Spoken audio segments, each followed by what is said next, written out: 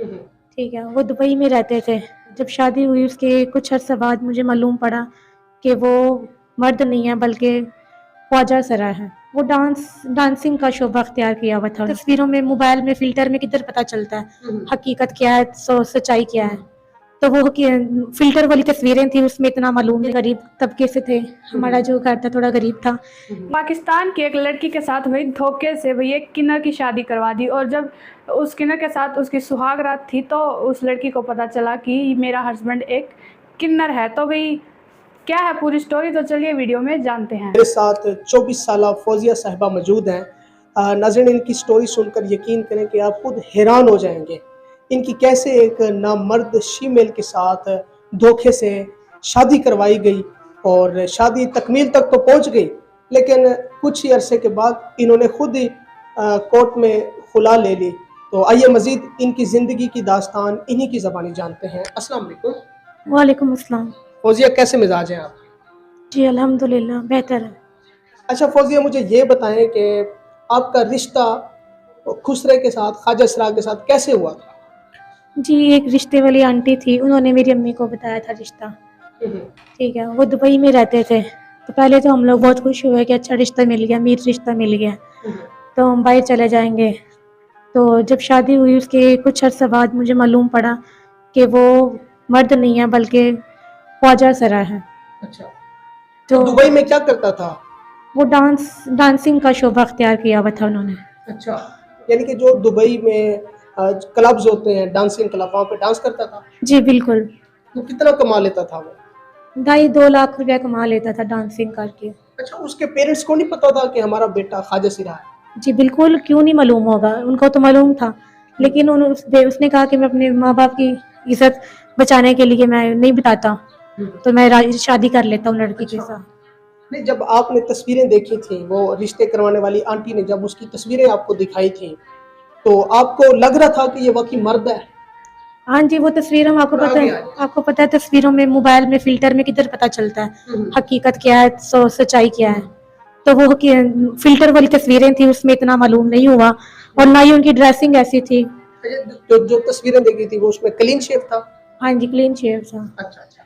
अच्छा, मुझे ये बताएं, आपके पेरेंट्स ने अपने रिश्तेदारों में आपको रिश्ता क्यों नहीं दिया?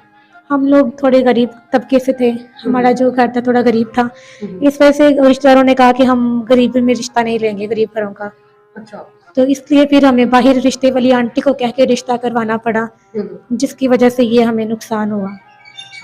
तो जब वो पाकिस्तान आया था, जब आप मियाँ बीवी हैं, अब ये बात कर भी लेनी चाहिए, हम बिस्तर हुए थे, फिर आपकी फ्रेंड्स ने भी पूछा होगा आपसे कि आपका शोहर कैसा है, उसका बोलने का अंदाज़ कैसा है, उसका रवैया कैसा है, आपके शोहर ने आपके साथ कैसा सलूक किया है, तो अपनी फ्रेंड्स को क्या बताया आपने? बस फ्रेंड्स को तो मैंने जवाब ये दिया कि सब कुछ बेहतर है, ठीक है, क्योंकि उनके सामने तो मैं बात नहीं कर सकती थी ना।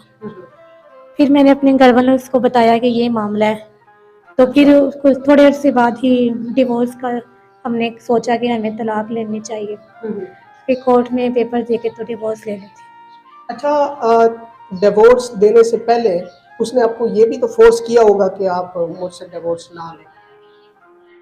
मैंने किया था, लेकिन फिर मैंने उनको बताया कि आपकी क्या नाम है, आपको आप लोग ने धोखा किया है, और धोखे की सजा तो बहुत बुरी सजा आप लोग को मिलनी चाहिए, जो कि हमने उनको माफ किया, उनको सजा बदला कोई नहीं लिया उनसे हम लोगों ने। तो फिर अपने रिश्तेदारों को क्या बताया? वजह तो उन्होंने पूछी होगी डिवोर्स की। बस रिश्तेदारों को यही बताया कि मामला नहीं ठीक थे, तो हमने अपनी बेटी का रिश्ता तोड़ दिया उधर से।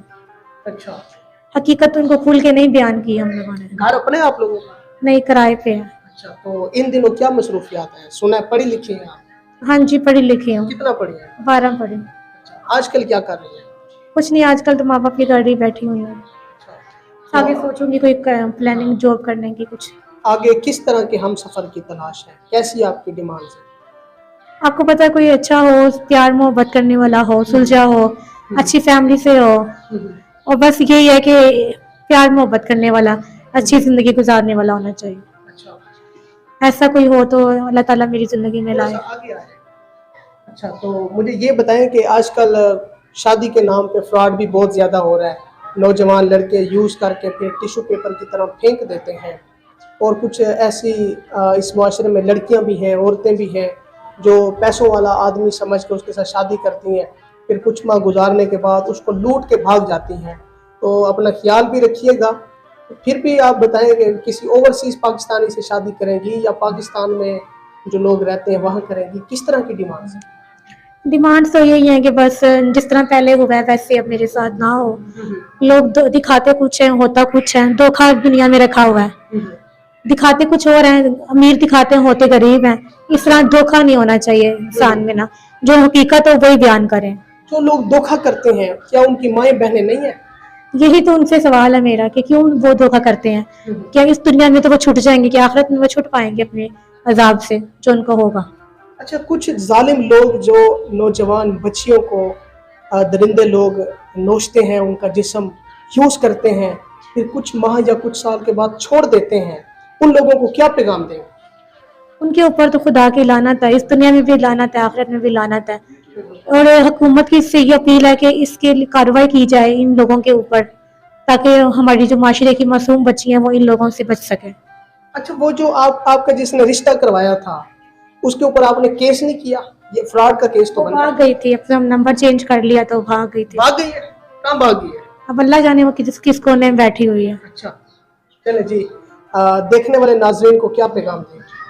यही पैगाम दूंगी कि ये जो रिश्ते कराने वाली होती हैं ये एक नंबर की फ्रॉड और धोखेबाज होती हैं। ये नहीं किसी को अपनी माँ बेटी बहन नहीं समझती, ये सिर्फ पैसों की लालच में आके उनसे फीस लेती हैं। 50,000 लाख रुपया फीस लेके तो रिश्ता दिखा के झूठा मूठा तारीफे करके तो निकल जाती हैं। दिहाड़ियों के चक्कर में होती हैं ये।